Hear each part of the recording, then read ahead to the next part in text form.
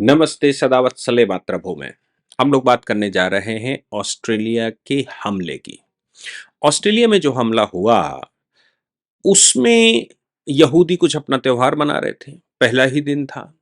यहूदी बड़े उत्साहित लोग होते हैं और मिलकर सामूहिक त्योहार मनाते हैं। यहूदियों को 2000 साल की जो उनकी जमीन है उसको वापस करने के लिए वो लगातार 2000 वर्षों तक एक नारा लगाते रहे। अब की बार यरूशलेम अपनी अब की बार यरूशलेम का मतलब था कि जब भी भविष्य में ये संकल्प लेते थे, मतलब आप सोचिए 2000 साल में अगर मैं 25 साल की एक पीढ़ी मानूं तो फिर 2000 साल में कितनी पीढ़ियां निकली होंगी। ये जो 2000 साल की इतनी पीढ़ियां हैं उनको याद है कि वो यहूदी हैं, उनको कन्वर्ट नहीं होना है, उनको हार नहीं माननी है, उनको लड़ना है। वो और वो पुनः यरूशलेम में स्थापित होंगे, पुनः यरूशलेम में जाएंगे। No man no land's man, जिसके पास कोई जमीन नहीं थी, जिसके पास कोई आसमान, जिसके पास कोई जगह नहीं थी, उनको पहले ईसाइयों ने, जब ईसाइयत का प्रचार हुआ उसी स्थान से, तो ईसाइयों ने संख्या ज्यादा होने की वजह से उनको अपने घर से बेघर कर दिया और फिर मुसलमान जब आए तो उन्होंने उनका बिल्कुल अंत कर दिया। अब ये जो हीन भावना है, जो लोग हमारे यहाँ लगातार कहते हैं कि भारत में ये आत्मग्लानि है और भारत में छोटा है, बड़ा है, छूत है, अछूत है, ऐसी तमाम तरह की टर्मिनोलॉजी संसार में इस्तेमाल की जाती है। ये वो लोग बता रहे हैं जो यहूदियों को अछूत मानते हैं, जो यहूदियों को मृत्यु के तुल्य मानते हैं, जो यहूदियों से संसार खत्म हो रहा है, यहूदियों को मरने से अल्लाह खुश होगा, ऐसा मानते हैं। अब ये मानसिकता कोई सामान्य मानसिकता नहीं है। लोग लगातार कहते हैं कि आतंकवाद का धर्म नहीं होता। मैं कहता हूं कि आतंकवादी फिर मुसलमान ही क्यों होता है। इसका मतलब ये हो गया कि शिक्षा में कहीं ना कहीं कोई समस्या है और उस शिक्षा की समस्या को समाधान किए बगैर संसार में आप कुछ कर नहीं सकते, आप कुछ भी नहीं कर सकते। मैं समझता हूं कि हेमंत विश्व शर्मा का बयान बड़े ध्यान से समझना चाहिए।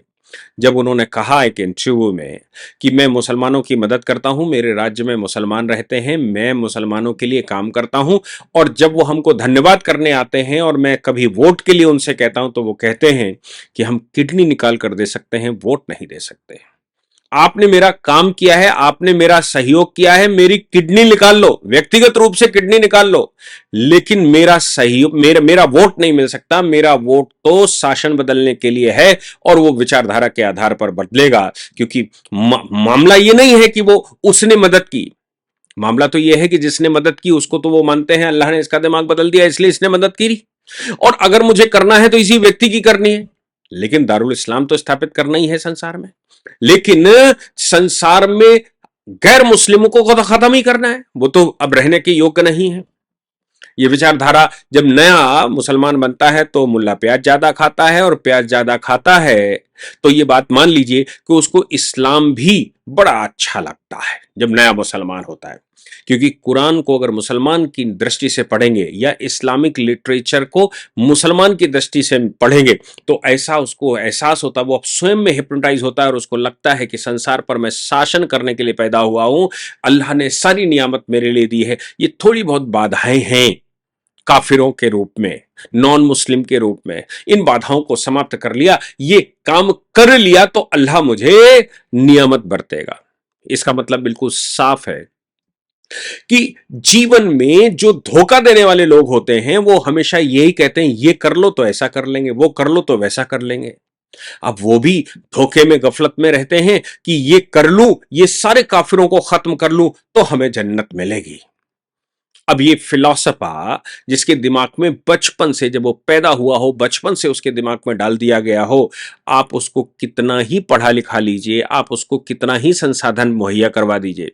उमर खालिद के मामले में सुप्रीम कोर्ट में केंद्र सरकार ने भी यही कहा। उन्होंने कहा आजकल नया ट्रेंड चला है, जो बहुत ज्यादा एजुकेटेड है वो बड़े टेररिस्ट बन रहे हैं। जो बहुत एजुकेटेड है, इसका एजुकेशन से कोई लेना देना नहीं, समृद्धता से कोई लेना देना नहीं, जो समृद्ध है, एजुकेटेड है, वो आजकल इंजीनियरिंग मॉड्यूल निकला है, आजकल मेडिकल का मॉड्यूल निकला है। डॉक्टर बनने के बाद अगर आप सोचो, जो अल्फला यूनिवर्सिटी में दिखाई दे रहा था, अगर डॉक्टर बनने के बाद वो ये करता है तो फिर वो डॉक्टर, अगर उस डॉक्टर से इलाज करवा लिया जाए जिसके दिमाग में आतंकवाद हो, तो वो इंजेक्शन किस प्रकार का लगाएगा, इलाज किस प्रकार का करेगा और क्या नहीं करता होगा। तो सवाल यह भी खड़ा होता है, क्या ऐसे लोग जिनके दिमाग में आतंकवादिता हो, उनसे इलाज करवाया जा सकता है, उनका फल खाया जा सकता है, उनका खाना खाया जा सकता है, उनकी आइसक्रीम खाई जा सकती है, उनके दुकान पर कुछ खाया पिया जा सकता है? क्योंकि कोई भरोसा नहीं। समृद्ध है, इंटेलिजेंट है, इसके अलावा वो पढ़ा लिखा है। ओसामा बिन लादेन भी है, पढ़ा लिखा है था। तो क्या उसका कोई सोल्यूशन निकल सकता है? अच्छा, दूसरी बात, जो ऑस्ट्रेलिया की बात आई, यहूदियों को मारने वाली बाप बेटे जो वहां पर पहुंचे, तो सवाल यह भी पैदा होता है कि ये बाप जब वहां एजुकेशन वीजा पर गया था, और एजुकेशन वीजा पर जाने के बाद बाप ये समझ ही नहीं आया कि वो आखिर वहां फल कैसे बेचने लगा। एजुकेशन वीजा पर जाने वाला व्यक्ति फल कैसे बेचता है? साजिद अकरम, ये एक फ्रूट शॉप ओनर है वहां, और ये वहां स्टूडेंट वीजा पर 1998 में गया था। बाद में उसने वहां वहां वो रुक गया। 2001 में उसने सिटीजनशिप, पहले पीआर ली और पीआर के बाद सिटीजनशिप उसने अप्लाई कर दी। मजे की बात ये थी कि सिटीजनशिप मतलब पीआर होने के बाद अब उसने वहां विवाह किया। विवाह के बाद उसके एक बच्चा पैदा हुआ, नावेद खान। नावेद खान 2001 में पैदा हुआ, उसका अपना बेटा 2001 में पैदा हुआ। वो बाई बर्थ सिटीजन है वहां का, क्योंकि वो ऑस्ट्रेलिया में पैदा हुआ। इसीलिए तो डोनाल्ड ट्रंप ने अब नए नियमों के तहत कि कोई बच्चा अमेरिका में पैदा हुआ हो, वो अपने आप स्वतः नागरिक नहीं हो जाएगा, उसको नेचुरलाइज करना पड़ेगा, यानी कि उसके मां और पिता में से कोई एक अमेरिकन नागरिक होना चाहिए। अगर वो अमेरिकन नागरिक नहीं है तो फिर वो वहां सिटीजनशिप नहीं ले सकता। उसका बेटा भले ही हमारे हॉस्पिटल में पैदा हुआ, वो सिटीजनशिप नहीं ले सकता। ये उन्होंने कर दिया।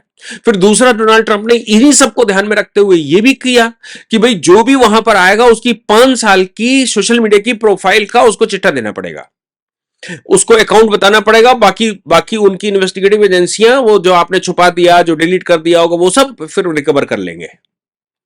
यानी कि अमेरिका में घुसने के लिए आपकी मानसिकता परखना अति आवश्यक है। आपको पहले मेंटली फिट है कि नहीं है ये देखा जाएगा। मेंटली फिट का मतलब है कहीं आतंकवादी समुदाय से तो नहीं आ रहे, कहीं आतंकवादी विचार से तो नहीं आ रहे, कहीं आपके दिमाग में ये जन्नत तो नहीं बसी। अगर बसी है तो अमेरिका में नहीं घुसने देंगे। अब मुझे लगता है कि ऑस्ट्रेलिया भी ऐसा करेगा, कर भी दिया हो तो कोई बड़ी बात नहीं, लेकिन करेगा, क्योंकि ये साजिद अकरम का लड़का नावेद अकरम ये पैदा हुआ 2001 में। अच्छा, ये 1998 में गया, 2001 में वहां बच्चा पैदा हो गया और वहां सिटीजनशिप इसने ले ली। पहले पीआर ली, फिर सिटीजनशिप ले ली और फल की दुकान लगाने लगा। पढ़ने तो गया था ससुरा, पढ़ने कुछ काम करने के लिए, लेकिन फल की दुकान वहां लगाने लगा। इसका मतलब यह हो गया कि स्टूडेंट वीजा का भी बड़ा खेल है।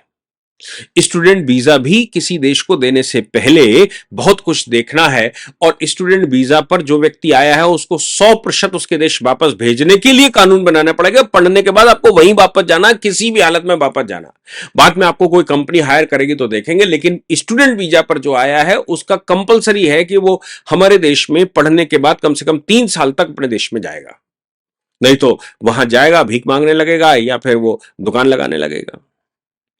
अब ये जनाब पाकिस्तान से आए, और पाकिस्तान तो नया मुल्ला है। नया मुल्ला मतलब हिंदुस्तान का जो मुसलमान है वो 500-700 साल पुराना है, और हिंदुस्तान का मुसलमान ओरिजिनली बेसिकली भटका हुआ इंसान इसलिए है क्योंकि वो हिंदुओं से कन्वर्ट होकर वहां गया, उसको इस्लाम जैसा समझाया गया वैसा समझा। अब इसको समझने के लिए, जो समझाने के लिए जलसे करने के लिए आते हैं खाड़ी से लोग, वो क्या समझाते हैं, क्या ज्ञान देते हैं। इसलिए यूएई को यह कहना पड़ा कि पाकिस्तान से कोई भी व्यक्ति जो कि मुल्ला मौलवी के रूप में आया है उसको वहां नमाज पढ़वाने का अधिकार नहीं है।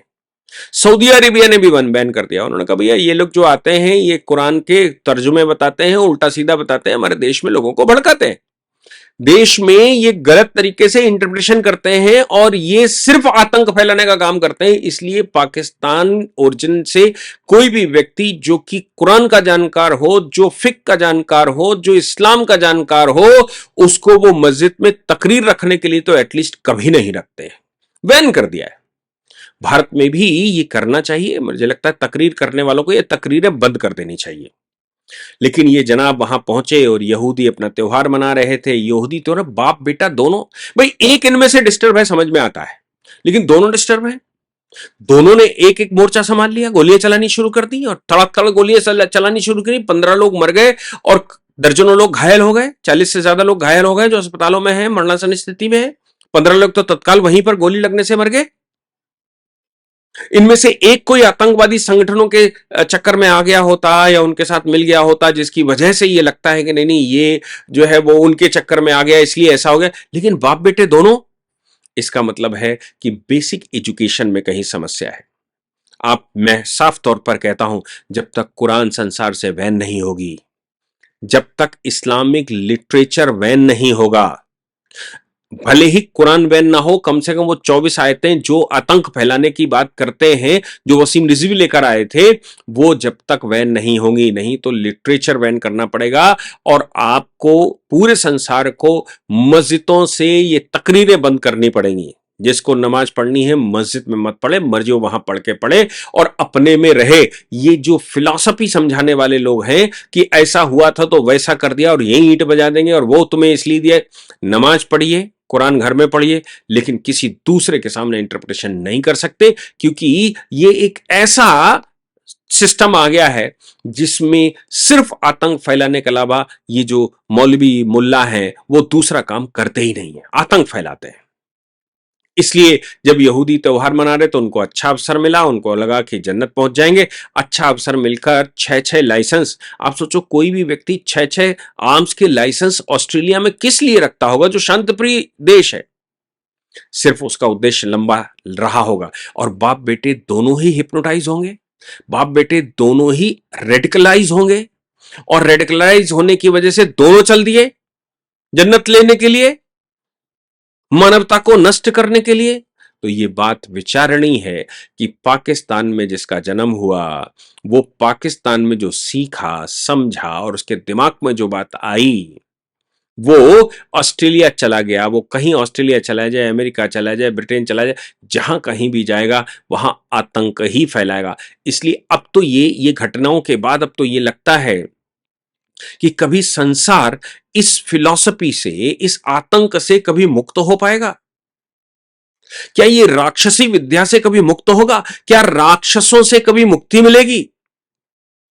अवतार तो भारत में ही होना है, ये भी तय बात है, और भारत ही इसका कुछ अंतिम परिणाम निकाल सकता है। लेकिन ऑस्ट्रेलिया में जो हुआ, भर्त्सना सब कर रहे हैं, लेकिन इसके पीछे जहां का रूट बेस है, ये जो इस्लामिक स्ट्रक्चर और ये जो इस्लामिक स्कॉलर्स, इन पर कैसे बैन लगेगा, इनको कैसे रोका जाएगा, इनको कैसे करेक्ट किया जाएगा, ये भारत को भी सोचना पड़ेगा। अभी सोच लो तो अच्छा है, 10-15 साल बाद सोचने के लिए हमारे पास कुछ बचेगा नहीं, क्योंकि ये वायरस इतना भयंकर फैल चुका है। ये कोरोना बहुत हल्का था, ये वायरस बहुत बड़ा है। क्या कर कर सकते हैं, ये भारत के स्कॉलर्स को सोचना पड़ेगा, आपको हमको सबको सोचना पड़ेगा, सरकारों के ऊपर दबाव बनाना पड़ेगा ताकि वो इन चीजों को रोके, इन पर बैन लगाए, मस्जिदों में इकट्ठा करने पर धारा 144 लागू करे और तकरीर करने को तो कंप्लीट बैन कर दे। नमाज पढ़वाइए और जाइए, तकरीर नहीं की जा सकती, कोई तकरीर नहीं कर सकता, क्योंकि तकरीरों में ही सारा खेल है। क्या होगा परिणाम, क्या करेंगे, ये तो समझ में आएगा। लेकिन ये जो उन्होंने किया ऑस्ट्रेलिया में, ये संसार को मैसेज दे रहा है कि शांत प्रदेश में जहां आबादी बहुत थोड़ी सी है, लेकिन जहां मानसिकता खराब हो गई है, वो संसार को जीने नहीं देंगे, वो संसार को पनपने नहीं देंगे और मृत्यु से उनको भय नहीं लगता, क्योंकि जन्नत का सहारा होता है, जन्नत का आवाहन होता है। तो हर व्यक्ति जन्नत जाने के लिए परेशान रहता है और उसको ये समझा दिया जाता है तकरीरों के माध्यम से, ये जमीन पर तुम्हारी सड़ी हुई बीवी, सड़े हुए बच्चे, सड़े हुए परिवार, इनका तुम्हारा ये असली नहीं है, ये तो अल्लाह ने तुम्हारे सहारे के लिए दिया है। असली तो जन्नत में तुम्हें हूरें मिलेंगी, वहां जो गिलमा मिलेगा और पता नहीं क्या क्या।